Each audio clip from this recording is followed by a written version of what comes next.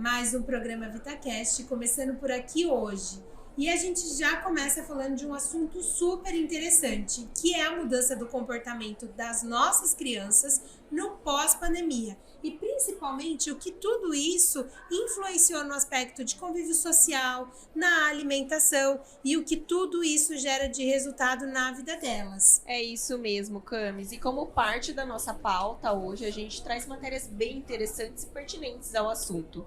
Como, por exemplo, um alerta global da OMS que diz ainda que em junho de 2021, onde já se afirmava um impacto prolongado da saúde mental em toda a população. É isso aí, Tassi. E para falar desses e de diversos outros assuntos relacionados, trago aqui comigo a doutora Luana Manosso, que é nutricionista, doutora em bioquímica, professora e autora do livro Nutrição Clínica Funcional e Neurologia. E também a doutora Betina, que é doutora em neurociências, professora, palestrante, expert em saúde da mulher, fertilidade, gestação e saúde emocional. E é claro, mãe da Ana Laura, do Pedro e do Gustavo. Sejam muito bem-vindas. Obrigada, é um prazer estar aqui.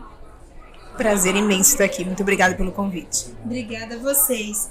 E também, pessoal, hoje, dividindo a bancada comigo, eu trago nutricionista, abordando e esclarecendo dúvida científica, técnica, o Leonardo Chimizo.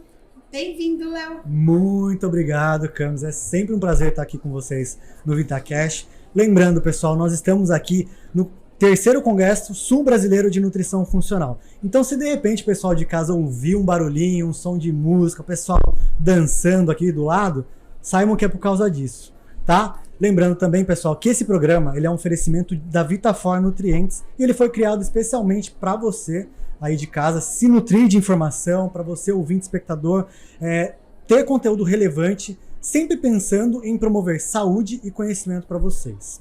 E aqui do meu lado eu tenho a Camila Delgado, que vai conduzir com maestria todo esse VitaCast. Obrigada, Léo. Valeu. É muito bom a gente estar aqui hoje com vocês, mas eu não posso deixar de apresentar uma pessoa, Léo, que é a Tassi, que está aqui junto com a gente. Vocês não estão vendo ela está nos bastidores, passando muita interação, fazendo algumas interações com pautas, trazendo aí matérias relevantes na mídia, né? E trazendo muito conteúdo para a gente poder interagir. Bem-vinda, Tassi. Muito obrigada, Camis. É um prazer imenso estar aqui com vocês hoje. Que maravilha. E para começar, Léo, eu quero já lançar uma pergunta muito intrigante para as professoras que estão aqui, para as doutoras, né? Que é falando sobre apego à tela. Hoje a infância, as crianças, né? A gente vê cada dia mais elas apegadas a dispositivos eletrônicos, de um modo geral. E é claro que quando a gente está aflito em algum ambiente, eu como mãe, você como pai, um celular salva, né, Léo? Uma telinha salva. Mas o que isso impacta, né? As crianças hoje têm comido, feito as refeições na frente de tela. O que para vocês isso impacta? É culpa da pandemia também? Ou é uma corresponsabilidade dos pais? Vocês, a doutora que cuida muito da parte de infantil, crianças, adolescentes, a doutora também que tem, né, trabalha no comportamento. Mãe, isso é muito importante. Como vocês veem essa situação? Eu acho que a pandemia piorou isso tudo, porque as crianças começaram a ficar muito mais tempo em casa e os pais precisavam trabalhar. Então, como você comentou, né, Tássia, é muito mais fácil. Tá incomodando, pega a tela aqui, ó, que eles ficam fascinados. Exato. Né? Então, eu acho que a pandemia deu uma piorada na situação, mas com certeza, né, os pais, eles precisam ter a responsabilidade na hora da criação dos filhos. Né, isso a gente percebe muito pós-pandemia, né? Eu tenho uma colega de infância que é nutricionista de nutrição escolar e ela comenta muito sobre isso. Nossa, os alunos voltaram no pós-pandemia com os pais achando que a escola tem que dar conta de tudo. Tem que educar, tem que explicar como que vai alimentar, ensinar todo o que foi perdido nesses anos de pandemia, porque a própria educação, né, ficou prejudicada. Sim. Então eu acho que não dá para eleger um só culpado, né, mas vários fatores eu acho que pioram esse tempo exagerado de tela. Muito bem. E você, doutora? Na verdade, eu como mãe, eu posso dizer que a pandemia foi um grande estímulo para as telas, porque as crianças que estavam ali em idade escolar, elas foram submetidas às telas até mesmo para obter qualquer informação ou qualquer interação, porque elas acabaram ficando isoladas do mundo, né? E foi o único meio interativo. Então isso trouxe muitas vezes um vício ou um hábito e uma normalidade dentro das casas, onde crianças pequenas com 4, 5 anos estavam na frente das telas e era obrigatório que elas estivessem inscritas nessas aulas e que elas estivessem presentes e fizessem um mínimo de aulas. Eu tinha filhos dessa idade, né? Eu tenho filhos com uma diferença de 1 ano e meio, 1 ano e 1 mês. Então hoje eu tenho uma de 9, 8 e 7. Então naquela época eu tinha filhos começando com 4, 5 e 6 anos. Uma iniciando a alfabetização. E ela foi alfabetizada na tela. Então, difícil é a retirada da tela posterior depois que você tem esse primeiro estímulo. Porque sim, a gente tem os dois artifícios. Ela é um aliado que pode te ensinar muita coisa, mas ali naquele meio tem muita porcaria inserida. E como você falou, assim, no meio de uma refeição, quando a gente permite que essa criança ela perpetue e se mantenha durante muito tempo na frente da tela, isso pode aumentar muito até o consumo calórico dessa criança. A gente vê que mesmo crianças e até adultos, eles têm 15% maior consumo calórico, só exatamente porque estão comendo de frente a uma tela. Sem percepção do que eles estão comendo, né? A realidade. Uma pipoca pra frente da televisão e ver se o pote não acaba sem antes a gente perceber. Né? Então a gente perde a noção de fome e saciedade, né? Que a gente está prestando atenção em outra questão, né? Sem dúvida. E isso acaba impactando ainda mais. Se a gente, adulto, já faz isso, as crianças e adolescentes acabam impactando muito mais. Que não tem muita percepção, né? E esse impacto, ele ocasionou relevância, né? Na parte física, na parte mental, nesse excesso de tela. Você, como mãe, pode perceber isso também? A gente percebe muito facilmente, né, que há uma diminuição da atividade física da criança. No momento que ela se insere na tela, há uma tendência a um vício, há uma tendência a maior agressividade, há uma facilidade ali para que ela não queira praticar outros exercícios ou brincar com outras coisas. E a gente já sabe o quão mal essas telas fazem, né? Então tem estudos científicos mostrando que as crianças estão ficando literalmente burras. Né? As telas estão emburrecendo as pessoas em geral, não são só as crianças, os adultos também. Então a gente precisa tirar e limitar as telas, e essa quantidade de tempo de tela para criança precisa ser das diferentes faixas etárias. Até os 4 anos, idealmente, é 0 tela. Mas quando você precisa inserir alguma tela, que seja respeitado este tempo, né? Máximo de 20, 30 minutos. Coloque o despertador se você não está conseguindo perceber. Olha, combine com o seu filho antes, né? E estimule que ele veja canais que ajudem no conhecimento dessa criança. Porque tem canais muito interessantes, né? Que trazem realmente bastante conhecimento. Mas a maior parte do que é assistido pelas crianças hoje é aquele programa que emburrece. E isso traz muito problema. É uma coisa que eu pego muito no pé lá em casa. A Luísa, minha filha, tem 2 anos, 2 anos e meio, e eu trago muito isso, que se ao menos for assistir, que seja algo que agregue na vida dela. Então, que seja algo educativo, algo que ela conheça e entenda, porque agora ela já entende o universo. E como você disse, apresentou uma vez pra tela, né? Não, quer a tela a todo momento. É assim com você lá na sua casa, Léo? A doutora falou, né? A gente tem diversos canais disponíveis, tanto para o adulto como para a criança. E dentro deles, a gente tem diversos canais que são educativos, que vão agregar as coisas, né? Tanto para adulto como para criança. Então, por que a gente não direciona, né, essas crianças, eu falo como pai de 2, para um conteúdo que seja realmente agregador, né? E limitando principalmente o tempo de exposição a esses canais, que a gente sabe que vai ser interessante. Eu acho que o outro problema não é nem só limitar o tempo, e sim o momento que essa criança vai se expor à tela. Sim. Porque, por exemplo, se expor a essa tela no período da noite, além de todas essas consequências que a gente está falando, ainda pode piorar a qualidade do sono dessa criança. Maravilha. E essa qualidade do sono, não só na criança, mas na criança, no adolescente, no adulto, mas a criança, a gente tem um impacto muito maior, vai trazer várias consequências para a vida dela, ela não dormir bem. Então não é nem só limitar a quantidade, mas também em que horário essa criança vai assistir essa tela, né? Isso eu acho também é bem importante. Então, se a gente não pode, por algum motivo, não expô-las, né? Talvez porque a pandemia acelerou esse processo e estimulou, mas também que os pais tenham a responsabilidade de limitar nos melhores momentos. E que, de fato, a refeição não é o melhor momento, né? É isso mesmo, Camis. Tem aqui uma matéria falando em relação aos sérios riscos, que é a mudança de comportamento dos pais, né, em permitir que seus filhos aí consumam alimentos ricos em açúcar e gordura desenfreadamente em um curto período de tempo, que aconteceu agora na pandemia, né? E a matéria, ela fala o seguinte: com o fechamento das escolas e os pais trabalhando em casa, a busca por alimentos mais práticos e processados aumentou. Além disso, muitos acabaram ficando presos em pequenos apartamentos sem espaço adequado para atividade física, como a gente estava falando, né?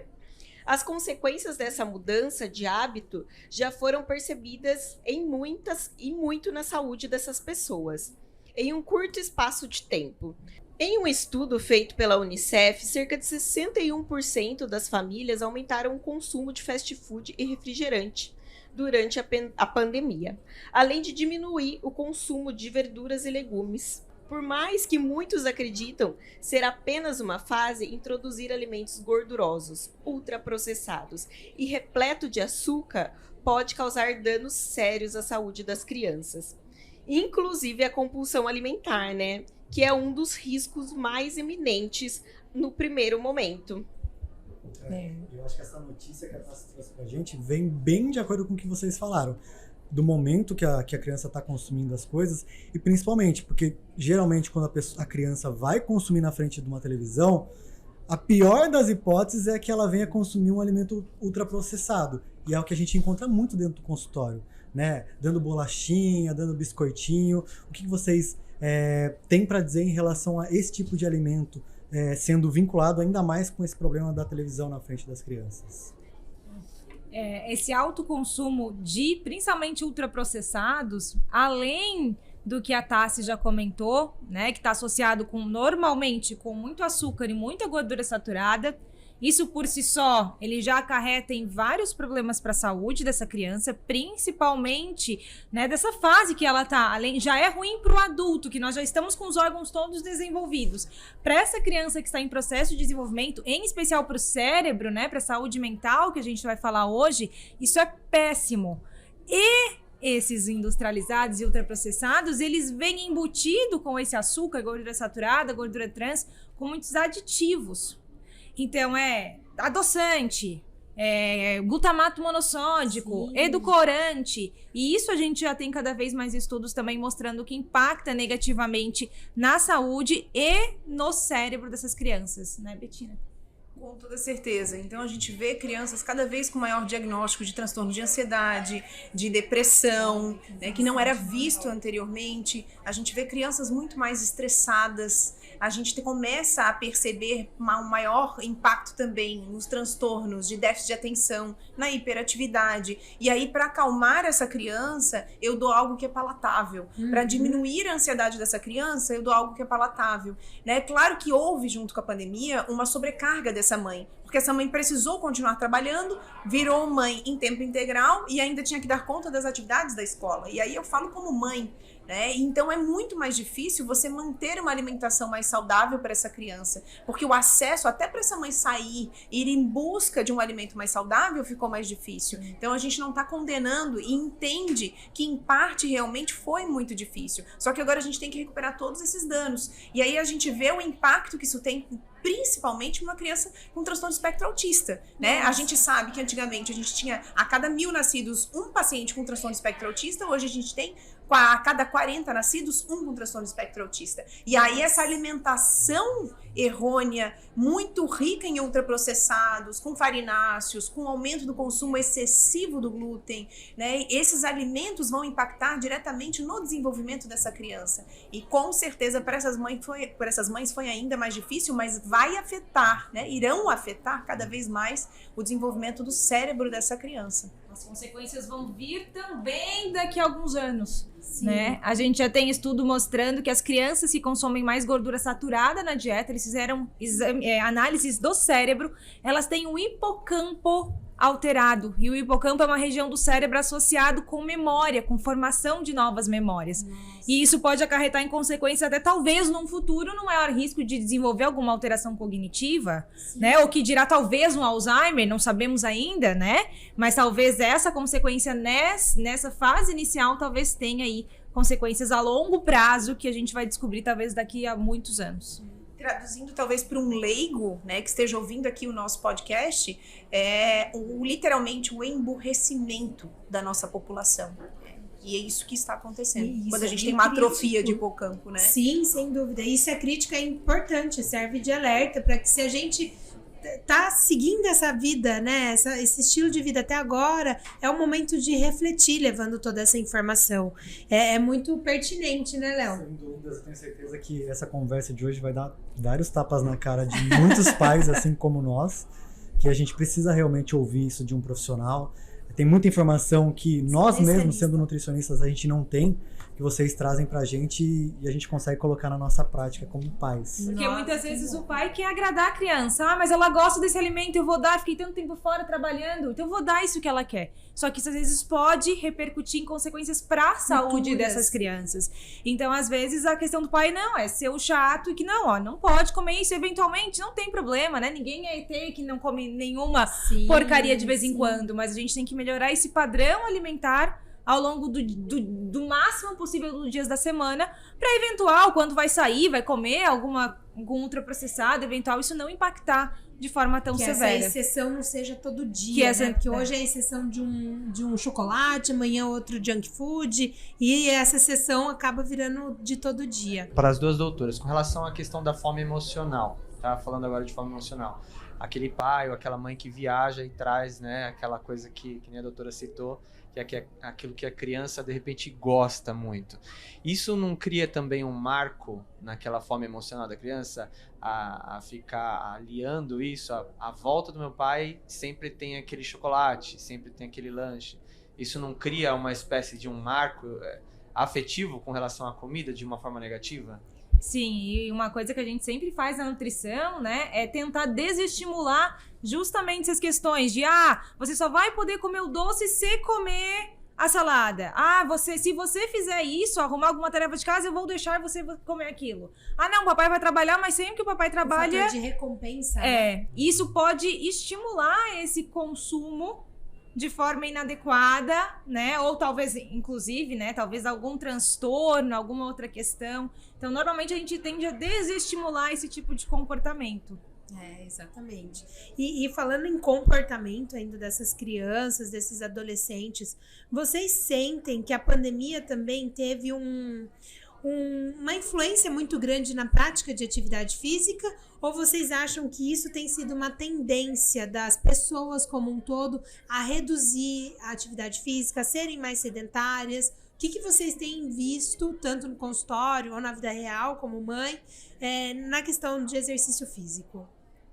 Eu acho que intensificou, né? Ela intensificou para que acontecesse mais rápido. Eu acho que existe uma tendência em geral de essa diminuição de atividade física, ao mesmo tempo que a gente tem muitos estudos mostrando a importância do exercício, então a gente está cada vez mais falando dessa importância do exercício, mas bem no início da pandemia, nós ficamos todos presos, todo mundo com muito medo. E aí quem não morava em casa, num apartamento, ficou limitado, realmente, né? Então, acho que a pandemia no início intensificou. E eu acho que talvez algumas pessoas meio que se adaptaram. Tem muito paciente que, eu parei na pandemia. Mas, amigo, a pandemia já acabou. Vamos voltar à atividade física? Então, acho que ela foi uma piora, ela intensificou. Mas eu acho que algumas pessoas pegaram já que, né? A muleta, né? E aí piorou um pouquinho mais. Se não é muito da criança mesmo, do instinto da criança em praticar exercícios físicos, né? E se ela já não tem essa vontade, isso facilitou muito. E muitas vezes as crianças também copiam comportamentos. Os próprios pais não fazem o exercício em casa, não faziam aquilo que precisavam fazer, né? Não deram o verdadeiro exemplo que deveriam ter dado. E aí essa criança copia comportamento. Eu tô muito cansada, eu também não vou fazer absolutamente nada. Mas as crianças ativas, elas dão um jeito, mas são poucas, né? São poucas. E pensando de modo geral, né, em todas essas adversidades que a gente acaba encontrando com as nossas crianças, vocês, como profissionais, costumam trabalhar algum suplemento para esse público infantil? Vocês acabam indicando alguma coisa para esses pais? Sim, mas a gente nunca né? A gente nunca diz que é sempre o mesmo suplemento para toda criança. Porque cada criança, cada adolescente, ela tem suas peculiaridades, vai ter seus sinais e sintomas e vai depender da alimentação. Né? É individualidade. Então, de acordo com como está essa alimentação e o que essa criança está apresentando de sinal e sintoma, eu muitas vezes trabalho sim com suplementos. Em criança, eu acho que o foco principal é a gente modular a alimentação, acho que isso é o mais importante. O básico, né? É o básico, né? Porque não adianta a gente já desde criança tentar suprir a necessidade do alimento via suplementos, senão essa criança não aprende nunca. Não. Mas, em alguns casos, essa criança está com muito sintoma mental e emocional. Eu pego muito pacientes, o público que eu atendo de criança e adolescente normalmente é com algum problema emocional ou neurológico, né? Eu trabalho dentro de uma clínica de neurologia. Então, eu pego muito isso. Então, às vezes, se eu não trabalho, às vezes, a ansiedade dessa criança, ela não consegue seguir o meu plano alimentar. Então, em alguns momentos, eu vou precisar de um início, de um aliadozinho, de uma muletinha. Mas se essa criança, a gente não modula o padrão alimentar dela, a consequência de, no futuro, né, ser cada vez pior, né, ela é maior. Então, a gente precisa muito pensar nessa alimentação. Então, acho que esse é o primeiro. E aí, vem do que a Bettina falou antes, né? Ela ter exemplo em casa é muito importante. O problema, acho, de atender criança e adolescente é que às vezes a mãe traz e o certo seria a gente atender a família inteira. Exato. Como é que a criança vai comer fruta e verdura se o pai não come fruta e verdura, abençoada? Não vai conseguir. Então, ter exemplo, tanto no exercício quanto na alimentação, é muito importante. Então, os pais precisam dar exemplo para essa criança. Filho é espelho, né, Bettina? Sempre vai ser. Sempre vai ser. A cópia do comportamento, ele começa a partir de, principalmente, entre 6 e 7 anos, é que a criança percebe o que a minha mãe está comendo. Se ela não está comendo, por que eu preciso comer? E isso se agrava muito na adolescência. Então, eu falo muito para as minhas pacientes, quando elas chegam, elas dizem, eu não como vegetais. A primeira coisa que eu falo para ela, desculpa, consultório da nutricionista que atende criança é aqui do lado, se você quiser voltar, né, e já é um adulto, né. E aí, o segundo ponto que eu falo é o seu filho vai copiar o seu comportamento. Você tem noção de que comer é igual escovar os dentes? Você deixa de escovar os dentes? Não. Então, você deixaria de comer alimentos saudáveis? Não. É igualzinho. É necessidade básica, primária, para ter saúde. E você precisa ensinar o seu filho. E aí tem vários jogos educativos que podem fazer isso. Né? Outra dica, né, Léo? Nossa, mais um tapa na nossa cara. Para ajudar quem tá em casa, né? Sim, sem dúvidas. E é até legal, né, o que você trouxe em relação a isso, porque no consultório a gente pega muitas crianças, vamos dizer assim, com problemas de saúde, principalmente voltado para a obesidade. E com certeza isso é decorrente da má alimentação, dos ultraprocessados que a gente conversou hoje aqui. E nesses casos, pensando em obesidade em específico, vocês trabalham com suplemento? Porque, por exemplo, a obesidade ela acaba trazendo muitos problemas. Uma delas, colesterol alto, triglicérides alto, a própria glicemia alterada. E eu, como nutricionista, falo que eu já peguei inúmeros casos onde os pais traziam as crianças com essas alterações. Vocês têm costume de pegar esse tipo de paciente também? Não só a necessidade do suplemento daquela criança obesa, né? Mas há uma tendência maior de crianças obesas serem mais deficientes de micronutrientes. A maioria das crianças obesas acaba recorrendo ao uso dos ultraprocessados, da bolachinha, do biscoito, do bolo, em maior quantidade, de uma alimentação mais monótona, né? Um consumo excessivo de carboidrato. Dificilmente aquela criança ela é obesa porque ela come muitos vegetais, porque ela come muitas frutas. E aí a gente teria um aporte adequado de micronutrientes. Então, sim, quando a gente pega uma criança obesa e faz uma avaliação dos exames laboratoriais dessa criança, a gente vai ver mais deficiências nutricionais nessa criança obesa. Mas você me pegou no momento onde eu acabei de fazer um check-up dos meus 3 filhos. E aí eu sou uma mãe muito criteriosa no senta e come, e eu já sei a quantidade exata daqueles micronutrientes que aquela criança precisa comer. Então, na maioria da população, a gente tende a ter deficiência de vitamina D, zinco, ferro e vitamina A nas crianças em idade escolar, né? Desde crianças pequenas em idade escolar, essas são as principais deficiências nutricionais encontradas. E nos meus filhos, especialmente, até quando eu levei para médica, pediatra, os exames, ela fala, nossa, mas a ferritina dos seus filhos é muito alta, a reserva de ferro é muito alta. É alta porque os meus filhos têm um aporte necessário de ferro via alimentar. O zinco também é alto, porque eles têm um aporte necessário de zinco via alimentar. Mas a vitamina A veio baixa. Dessa vez, ela veio limítrofe. Então, sim, a gente tem a inserção. E claro que cada criança é um indivíduo, né, único. O meu filho do meio ele é extremamente alérgico. Então, vários nutrientes podem ajudar nesse processo alérgico, como o ômega 3, os probióticos, o uso do óleo de borragem, óleo de prímula. Então, a gente tem como inserir esses outros nutrientes e os suplementos são grandes aliados no tratamento, não só do adulto, mas também da criança, né? A gente só precisa, talvez, mudar a forma de administração, porque nem toda criança, talvez, consiga engolir cápsula. Né? Vai conseguir, talvez, só a partir de depois dos 8 anos. E você...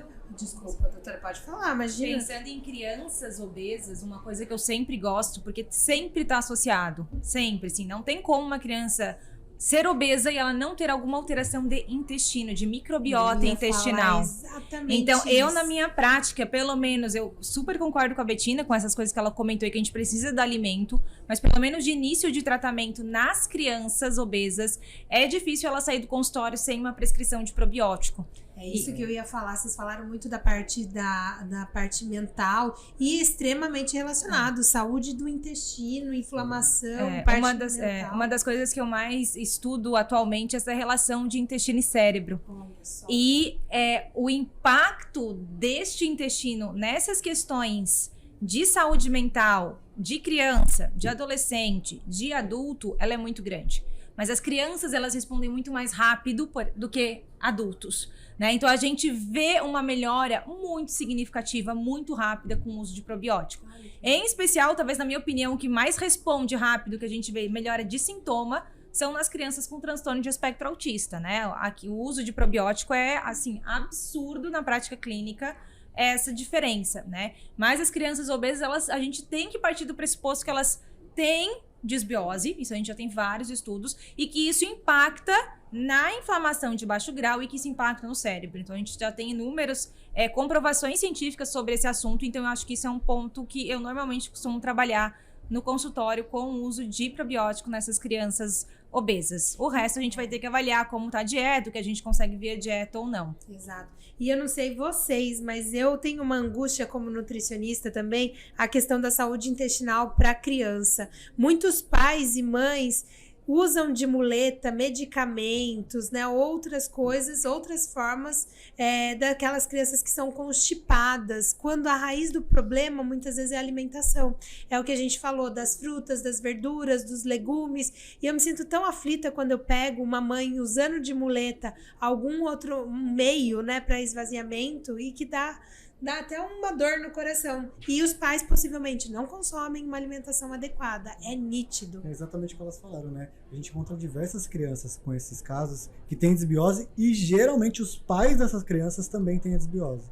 Né? É sempre muito parecido aí o padrão alimentar, então o problema é sempre na família inteira, né? É muito importante que a gente saiba que se aquela criança, depois do nascimento, independente da forma do nascimento dessa criança, se a mãe tem uma microbiota lixo, o seu filho terá uma microbiota lixo. Então, se eu não tenho uma melhora da microbiota da família como um todo, existe uma grande probabilidade que mesmo eu prescrevendo probiótico, pós-biótico, entupindo essa criança de fibra e alimentação saudável, a melhora seja discreta. Então, isso a gente vê até através de exames, né, de microbiomas. E é muito importante que a família inteira faça uma mudança desse padrão alimentar. E referente à constipação que você estava falando, o que me impressiona muito é hoje ver que as crianças não bebem água. Muito bem lembrado. As crianças não bebem água. Elas vivem à base de suco. Quando não refrigerante, né? O que pra mim é um absurdo. Eu tenho uma combinação entre os meus filhos que refrigerante é só depois dos 18 anos. Olha só. Né? Então a gente tem uma combinação, né, de dedinhos. O meu filho do meio, ele um dia foi num aniversário e ele voltou: mamãe, eu preciso te contar, mas você vai ficar muito brava comigo. Eu falei: o que foi, Pedro? Ele: eu tomei um copo de refrigerante. como assim, meu filho? Né? Como assim? Aí ele assim, mãe, mas só tinha isso em cima da mesa. Eu falei, filho, não é possível. Eu falei, mãe, eu juro, fiquei impressionado. Mas só tinha refrigerante. Eu falei, filho, quando acontecer de novo, pode ter certeza que naquele local tem água. Você para e pede um copo d'água. Tá bom, mamãe, combinado. Daquele dia em diante, não houve mais o consumo do refrigerante. Mesmo ele tendo gostado do sabor, o que foi triste. E tem um combinado com meu filho. Mãe, você também não toma refrigerante? Não, meu filho. De forma alguma eu tomo refrigerante. Mas eu fui uma criança que fui criada onde o caminhão da Coca-Cola parava na frente da minha casa. A minha mãe acordava tomando Coca-Cola e fumando um cigarro. E esse era o café da manhã. Então a gente vem de uma outra geração e graças a Deus e ao universo, me tornei nutricionista. E viu quão mal isso faz, né? Tanto que ela é falecida já há 21 anos. Né? Então, a gente sabe que os ultraprocessados, as bebidas açucaradas, elas trazem inúmeros malefícios. Né? Uma futura obesidade, doenças cardiovasculares, hipertensão, diabetes, entre outras coisas. Ou seja, é a preocupação do agora para trazer a longevidade, né, Léo? Sem dúvidas, Camis. Léo, chama aí pra gente agora o nosso Vitati Equilíbrio. Pode deixar, Camis. Pessoal, o Vitati Equilíbrio, além de ser um oferecimento Vitafor, ele contém erva cidreira, maracujá, erva doce, camomila e lavanda. Fora isso, ele é super fácil de dissolver, baixa caloria, ele tem apenas 7 calorias por porção, além de poder ser servido quente ou frio. Então, aqui no frio de Floripa, a gente está consumindo quentinho, né? Vou até tomar o meu aqui. Apenas 7 calorias por porção, ele pode ser servido quente ou frio. Então, aqui no friozinho de Floripa, nós estamos consumindo quente. E a praticidade em pessoa por ser produzido na versão em sachê. Então, o pessoal de casa que quiser consumir um chazinho super interessante para deixar a gente bem calmo, bem tranquilo e principalmente aquecido nesse friozinho, consumam o Vitati. Nossa, que delícia, hein? Vocês deviam ter me dado antes de subir no palco. Para quem tá ouvindo a gente, a doutora Betina acabou de dar uma super palestra aqui na VP, né, no congresso, e também a doutora Luana. Hoje as duas deram um show em cima do palco. Deram um jeito de receber a gente, né, nessa rotina, nessa correria nessa de congresso, agenda, né, lotada. A gente fica super alegre de ter vocês aqui. E, Léo, a Tassi vai trazer pra gente uma matéria, né, Tassi? A gente tem uma matéria aqui, Camis, bem legal, voltando um pouquinho naquela questão da atividade física, né? Foi uma matéria lançada pela Forbes que ela fala assim, que a pandemia derrubou em 20% a atividade intensa e moderada das crianças, atividade física, né? Então, quando a gente pensa 17 minutos, né? Não é nada do dia, mas de atividade física vigorosa, né? Que ela gasta uma boa energia ali, é bastante tempo, não é, doutoras? É, bastante tempo, né? Isso pode impactar já na saúde a longo prazo dessas crianças, né? Foi o que a gente comentou antes, né? Elas ficaram mais presas, então talvez as crianças que tinham mais acesso a uma casa, que moram em algum condomínio, ou que o pai conseguia sair para um parque, né? Talvez continuassem a fazer essa atividade. Já as outras acabaram ficando mais impactadas, né? Isso pode trazer várias consequências. Os filhos únicos tiveram talvez as maiores consequências, né? Eu, felizmente, tenho 3, muito próximos um do outro, né? A diferença entre eles é muito pequena, então em 2 anos e 7 meses eu tive 3 filhos. É uma loucura. É isso. Mas trouxe muitos benefícios para os meus filhos, né? E a convivência também com as primas foi bastante intensa. Então eles foram menos impactados, mas eu vejo esse impacto muito forte, principalmente quando a criança é um filho único. E agora tá na hora dos pais trazerem essa responsabilidade para si. Exato, e colocar os filhos para fazerem atividade física, para ir num parque e voltando e retomando e não usar mais a pandemia de muleta, né? É verdade, até porque a gente tem como fazer isso em casa, mesmo em espaços pequenos, né? Eu comprei cordas para eles pularem corda em casa, ensinei eles a pularem corda já desde pequenos. Elástico, você pode comprar aquele elástico mais grossinho, né? E botar em 2 cadeiras e ensina a pular elástico, né? Desenha num piso amarelinha e você pode brincar de amarelinha com o seu filho. E você sabe que você tá falando tudo isso, eu tô pensando na minha infância. Minha infância eu fiz tudo isso. Eu também, Campos, estou aqui lembrando da minha infância, que era assim. E que tal, né, passar um pouquinho da nossa infância para as crianças de hoje em dia? Não é verdade? Trazer um pouco dessa brincadeira. Sem dúvidas. E, assim, qual que é o impacto dessa má alimentação, e principalmente pensando no sono inadequado em relação à saúde mental dessas crianças? O sono, ele é extremamente importante tanto para a saúde física como para a saúde mental, né? E muitas vezes a gente observa essa coexistência de vários problemas. Então, quem dorme mais tende a ter uma pior memória, pode ser mais ansioso, pode ter mais alteração de humor. Então, modular essas questões, inclusive através da alimentação, é muito importante, né? Então, o padrão alimentar para melhorar a qualidade do sono é importante. A gente adicionar alimentos que aumentam GABA, que é o neurotransmissor que vai acalmar, que é o que a gente tem aqui, por exemplo, no Vita-T, né? Então, a camomila, a melissa, a lavanda, a passiflora, tudo isso ajuda a acalmar. Então, dependendo da idade da criança, a gente já pode trabalhar com esses chás para ajudar a acalmar. Isso à noite já vai ajudar nessa melhora da qualidade do sono. Diminuir esses ultraprocessados, diminuir refrigerante, trabalhar com alimentos que tenham o que a gente chama de fitomelatonina. A melatonina é um hormônio que a gente produz, mas tem alguns alimentos de plantas que têm a melatonina. Daí a gente chama de fitomelatonina. Então a gente tem aí várias oleaginosas, sementes, o próprio kiwi antes de dormir ajuda na qualidade do sono. Então a gente tem inúmeros alimentos que podem ajudar a melhorar o sono dessas crianças e desses adolescentes. Dica de ouro. Dica de ouro. E a gente tem algumas práticas, né, que a gente chama de higiene do sono, que são bastante importantes de serem feitas desde a primeira tenra infância. Não acostumem a criança a dormir sob a luz. A luz inibe a produção de melatonina endógena. Bebês não devem dormir com luz. E isso é um erro muito grande das mães. Ai, mas se meu filho acordar, ele não vai saber onde ele está. Se você acostumar desde pequeno essa criança, né, sem luz, ele vai dormir muito bem.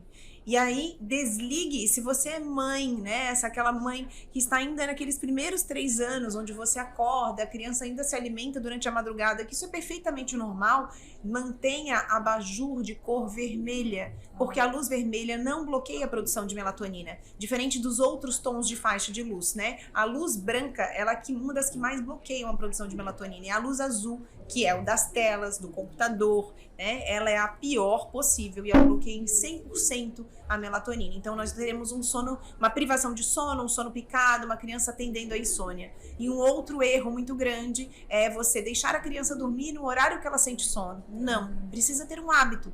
Você precisa ir para a cama naquele momento, né? Ter um ambiente com ar, com a temperatura controlada preferencialmente, né? Uma roupa adequada para o sono, uma cama adequada para este sono. Então fazer alguns rituais são muito importantes para melhorar essa higiene do sono, evitando exercícios de alta intensidade, banhos frios antes de dormir.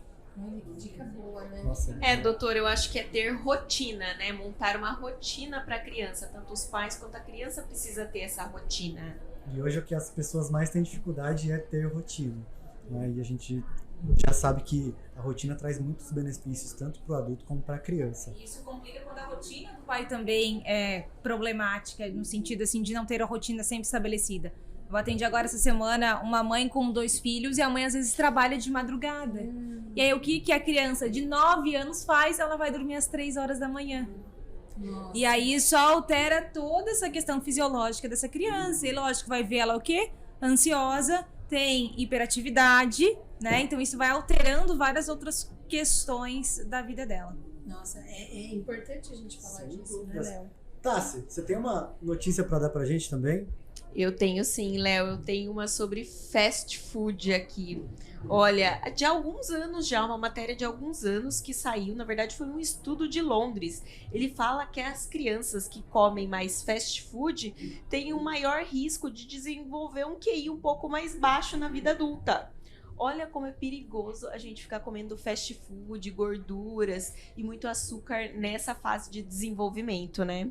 Só dá uma chancela ainda maior que tudo que a gente falou até o presente momento. Emburrecer, né, gente? Vamos emburrecer. E diminui também, e piora também, no momento, não só consequências a longo prazo, mas a gente já tem estudos mostrando que esse consumo de ultraprocessado, que são esses fast foods, aumenta a ansiedade e aumenta a depressão nessas crianças.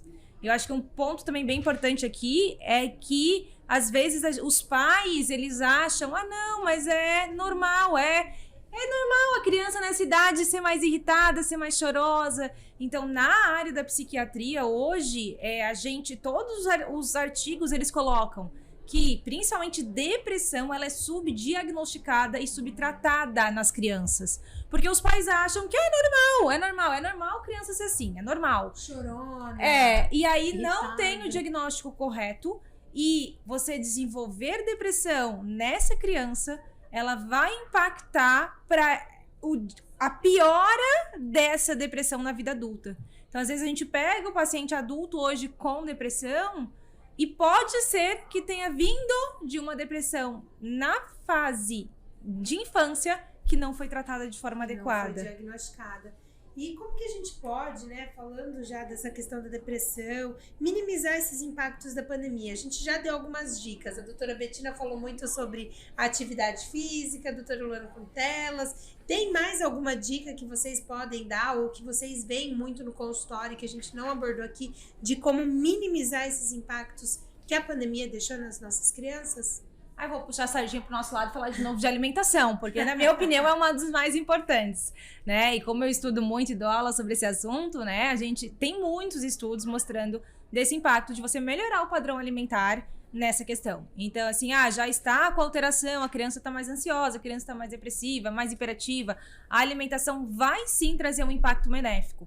Não só em prevenção, se a gente está pensando em prevenção, mas também em tratamento, se ela já está com esses sintomas, né? Modular o intestino é super importante, né? Controlar níveis de inflamação através da alimentação. Então, puxando sardinha aqui pro nosso lado de nutrição, eu acho que o papel da alimentação, ele é essencial para a gente conseguir melhorar essas questões que não só a pandemia trouxe, mas que a pandemia teve aí uma intensificação desses sintomas.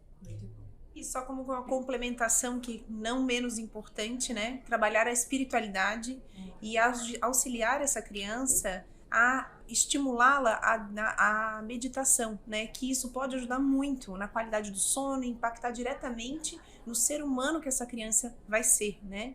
Trazendo mais calma, mais tranquilidade, diminuindo a hiperatividade durante o dia e, inclusive, melhorando o aprendizado.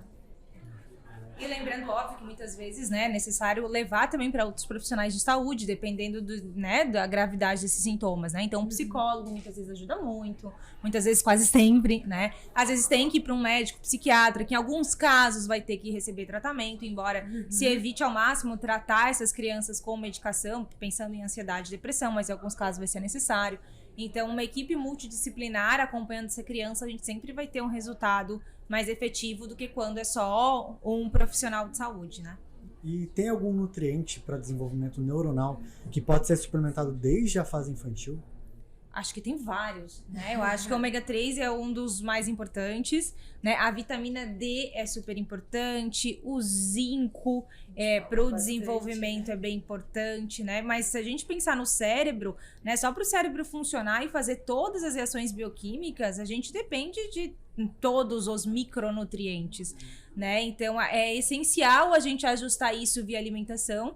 E em alguns casos, né? Não conseguir ajustar via alimentação. Por exemplo, eu atendo muito as crianças da minha cidade, que é Criciúma, que é uma cidade mais do interior de Santa Catarina, e eu não tenho acesso a peixes frescos, como a Betina, que trabalha aqui em Florianópolis, né? Então, em muitos casos, eu preciso trabalhar com ômega 3 via suplementar para essa minha criança, né? Então, dependendo da onde você tá, né, da sua região, do que você tem acesso ou não, às vezes a gente vai precisar de um suplemento mais do que de outro lugar. E é bom que você me deu um ponto de atenção que pelo menos isso eu aceitei. Porque você falou de ômega, né? A minha filha, ela consome ômega. A Vitafor tem até o ômega 4 Family, que tem o formato de peixinho. A gente sabe que criança, a gente fala de você tem que tomar porque vai te fazer bem. A criança já odeia, né? A criança quer morrer, mas não quer tomar aquele suplemento ou, de repente, o remédio naquela ocasião. E o formato de peixinho acaba facilitando bastante. Que tem vitaminas, Sim, minerais, ômega na composição. Que é um achocolatado mais voltado para o público infantil, nutricionalmente falando, é muito mais interessante. Então, a gente, como pai, a gente acaba tendo algumas opções para facilitar, né, a introdução de uma nutrição melhor as crianças. Até porque uma mudança de hábito leva tempo, ainda mais em criança, né? Se adulto já é difícil mudar hábito, criança é mais difícil ainda, né? Então isso leva tempo e às vezes até a gente conseguir fazer essa boa mudança alimentar, vai precisar muitas vezes de algum suplemento para nos auxiliar até a gente conseguir chegar nesse ponto adequado dessa alimentação. Gente, para finalizar, a gente tem que acabar, né? O diretor tá aqui me chamando a atenção. Só mais 5 minutinhos, doutor, para a última pergunta? Sim, porque a gente tem que as doutoras, ó, hora marcada. As doutoras estão aqui, Só mais 5 minutinhos, Camis. É mãe, né? A maternidade real. E só para finalizar, então, queria que vocês deixassem alguma mensagem para os pais, para as mães que estão nos assistindo e falar um pouquinho sobre uma dica mesmo, especial, assim, do fundo do coração, que a dica que foi que a gente mais deu até agora, mas uma que a gente não tenha dado, para que vocês possam passar para elas. Pode ser de alimentação, pode ser de vida, fiquem à vontade. A dica como mãe que eu dou é: não desistam.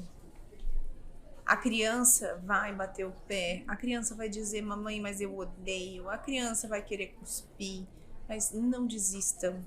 Olhem, vejam jogos infantis, levem um nutricionista expert em atendimento de crianças. É muito importante que você insista, e essa insistência precisa ser diária.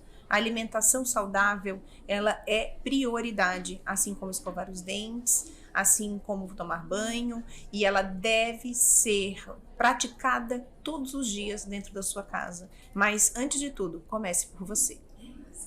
Isso vai fazer a diferença. E quando a gente fala nessas mudanças de hábito, teve uma frase que eu escutei quando estava fazendo um curso de um médico, o Dr. Alexandre Kalash, especialista em questão de longevidade, né? E a nossa população está envelhecendo. E ele falou uma frase que eu sempre uso quando a gente está falando de mudanças de vida, que a frase dele é assim: o quanto antes a gente começar, melhor, mas nunca é tarde demais. Então, se a gente começar pelas nossas crianças, com certeza essas crianças serão idosos muito mais saudáveis. Sim. E a gente tem que pensar, né? Eu não sou mãe, mas as mães sempre querem o melhor para o filho. Sim. Inclusive quando a mãe não estiver mais aqui, o filho já for velhinho, né? Então a gente tem que pensar nisso, né? E isso começa com mudança de alimentação, exercício físico, né? Então vale a pena, vai ser difícil em muitos momentos, né? Porque não tem como não ser difícil, mas como a Bettina falou, não desista, porque vai fazer diferença. Eu acho que toda mãe quer que os seus filhos sejam felizes, saudáveis, e a alimentação vai sim impactar nisso. Ai, que bom, que bom. Espero que vocês tenham aproveitado. Mas antes da gente finalizar, o nosso patrocinador deixou alguns presentinhos, não foi, Tassi? Show! Claro! Obrigada. Gente, eu vou dizer que eu amo essa mochila. Lá em casa é briga entre eu e meu marido. Agora a gente tem duas. Agora não será mais. Muito bom, não será mais briga. Esse bate-papo foi muito enriquecedor. E para vocês que querem continuar ainda mais próximo das doutoras, eu vou passar o Instagram delas para vocês poderem seguir e não perder nenhum conteúdo. Elas são super ativas, tá? Nas redes sociais. Então, a doutora Luana Manoso, o Instagram dela é @Luana Manoso com 2 S, né, doutora? E o da doutora Bettina é @Bettina Moritz. E, é claro, Léo, vamos falar, né? Jabá, né? O A gente jabá. não pode deixar de falar o do nosso patrocinador oficial, que é @Vitafor Nutrientes, que você também vai ter aí na sua telinha.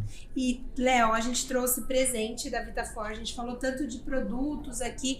A Vitafor tá oferecendo um cupom de desconto, que é o VitaCash20. Então aí não pode deixar de comprar. Lembrando que o desconto é por tempo determinado e o vencimento vem sem aviso prévio. Exato. Então se você tem alguma dúvida se vai levar ou não, já corre no site, porque é por tempo determinado. Exatamente, pessoal. O site do 20%, diretor, exatamente, 20%. Gente, o site da Vitafor é www.vitafor.com.br. Como a Camila falou, é por tempo determinado. Então, pode ser que hoje esteja valendo e amanhã já não esteja. Então, você que está aí em casa, que está vendo esse podcast, corre comprar, porque senão vai ficar sem produtinho. E para você que gostaria de ouvir um pouco mais dos nossos episódios, ou até mesmo reprisar esse daqui, O programa VitaCast está disponível em todas as plataformas. Instagram com corte, informações sobre novos episódios. E estamos em todas as plataformas de streaming. Spotify, Apple, YouTube, enfim. Lugar para encontrar o que não vai faltar, né, Léo? Não vai. Então aí, pessoal, se inscreve lá no nosso canal do YouTube, segue o VitaCast no Instagram. Fiquem ligados para os nossos próximos episódios. Um beijo e até mais. Tchau! Tchau, gente.